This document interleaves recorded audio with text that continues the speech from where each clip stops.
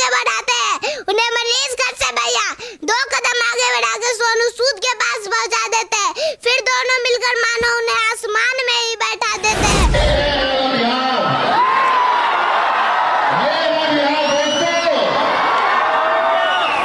का कितना होगा? 256, 17 का 289, 18 का 18 324, 19 का 361, 20 का 400, 21 का 441, 22 का 484। कौन 2 प्लस कौन 4 बराबर कौन 3 प्लस कौन 4। अब इसमें क्या क्या मिल रहा है? इधर कौन 4 भी है और इधर भी कौन 4 है। इस वक्त जो बच्चा मेरे साथ आपको नजर आ रहा है, ये वही मासूम सा बच्चा है जो पटना के सबसे बड़े सभागार बापू सभागार में स्टेज पर था और सोनू सूद, रियल हीरो सोनू सूद ने इसको गोद में उठा लिया था। मेरा नाम बॉबी राज है।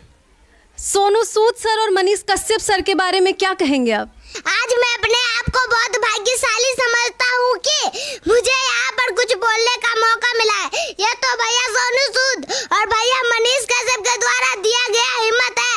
इन्होंने तो हम जैसे बच्चों को आगे बढ़ने की हिम्मत ही नहीं बल्कि एक पिता की तरह हमारे सिर पर हाथ ही रख दिया है। मैं क्या कहूँ इनके बारे में, अभी अगर कहने लगूँ मैं क्या कहूँ इनके बारे में। इन्होंने बहुत सारा काम किया है। जैसे पता चला है कि सीमा को पैर की वजह से स्कूल जाने में परेशानी होती है, तो भैया ने उसकी पढ़ने की व्यवस्था के साथ साथ उनकी जिंदगी ही बदल डाली थी।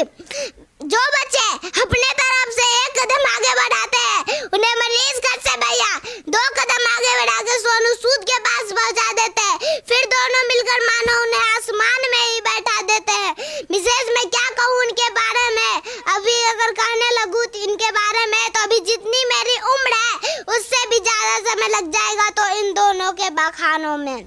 आपने कहा सीमा को पैर दिया, ये बात आपको किसने बताई? आपने कहाँ से पढ़ी थी? ये बात हमको मोबाइल में देखने से पता चला। मोबाइल चलाते हैं आप?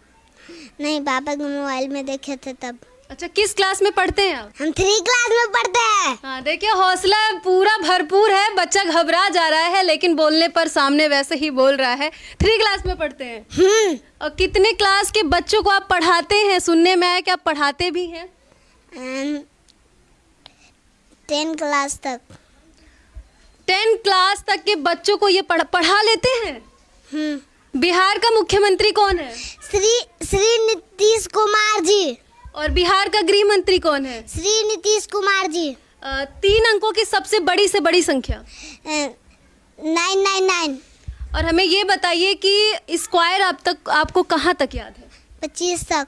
अच्छा, 25 तक याद है।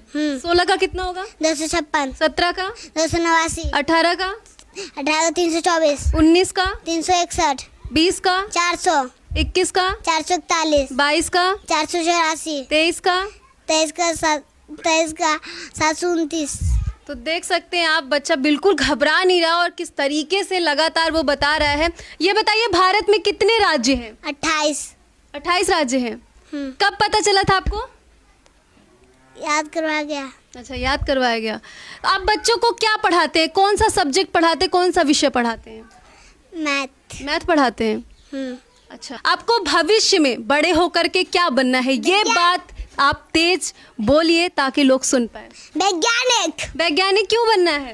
क्योंकि हमको खान सर से पता चला है कि एक सोनू इंजीनियर बनने की था सांगान सर से, तो उन्होंने कहा कि ये लक्ष्य सीमित नहीं रखती, क्यों तुम खान इंजीनियर ही क्यों बनना चाहते, इंजीनियर से बना वैज्ञानिक ही क्यों नहीं बन जाते। तो मैंने सोचा कि वैज्ञानिक ही बनेंगे।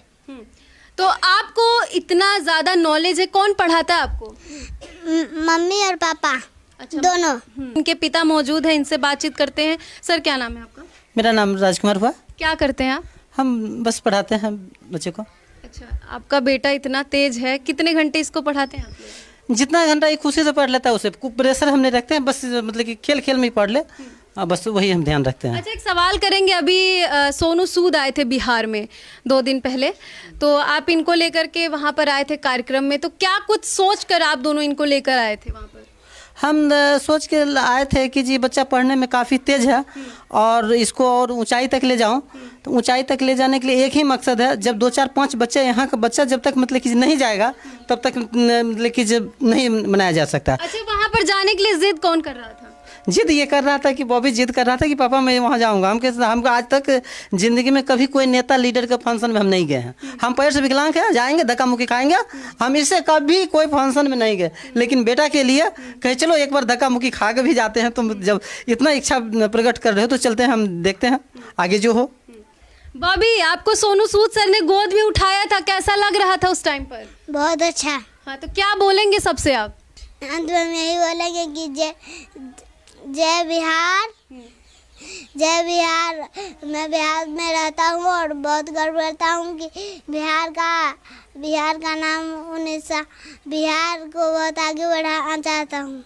सबके घर पे होता है, बच्चे इतने टैलेंटेड होते हैं, लोग बाहर पढ़ने के लिए भेजते हैं अलग अलग शहरों में, विदेशों में। आप क्या चाहते हैं, किस तरीके से आपका बेटा आगे बढ़े? आपका इनकम कितना हो जाता है लगभग? इनकम 10,000 15,000 हो जाता है इनकम, मतलब जिसमें कि जिसको हम अच्छी तरह से भी हम पढ़ा रहे हैं। और मतलब कि जहाँ मेरा सोच है कि इसको तो हम पढ़ा रहे हैं, लेकिन इसका सोच है कि जो 2 4 5 बच्चे और जो है गरीब मतलब इसके दोस्त है जो पढ़ने में तेज है लेकिन उसको रुपया नहीं मिल पाता है, पैसा के अभाव में नहीं पढ़ पाता है, किताब कभी नहीं तो कभी कलम नहीं। हम अपने स्तर पर जितना हेल्प होता है बच्चे को हम किताब कॉपी। आपकी जो इनकम है उस हिसाब से बच्चा अगर आगे पढ़ने जाएगा तो कहीं ना कहीं कमी तो आएगी ही, हो नहीं पाएगी पढ़ाई पूरी, क्योंकि इतना तो रजिस्ट्रेशन फी ही लग जाता है आज के टाइम पे। तो आप हमारे चैनल के माध्यम से अपने बेटे को लेकर के क्या मांग करना चाहते हैं, अपने बच्चे के भविष्य को लेकर के क्या बोलना चाहते हैं? हम बच्चे के भविष्य के लेकर मांग करना चाहते हैं कि जो अगर सोनू सूद मतलब कि जो मदद करे इनको, बच्चा मतलब कि चाह रहा है तो मतलब कि मदद किया जाए। आंटी, आप क्या चाहती हैं?